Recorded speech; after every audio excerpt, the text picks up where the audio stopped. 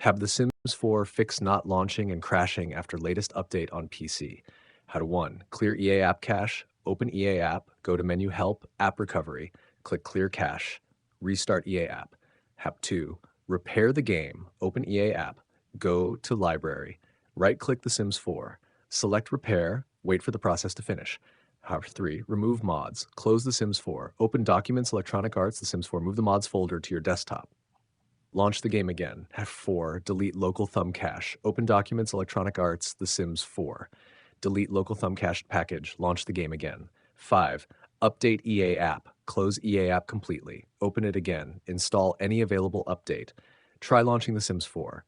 Number 6. Verify Steam files. Open Steam. Right-click The Sims 4. Select Properties. Go to Installed Files. Click Verify Integrity of Game Files. 7. Update GPU driver, update your NVIDIA, AMD, or Intel graphics driver, restart your PC. Launch The Sims 4 again.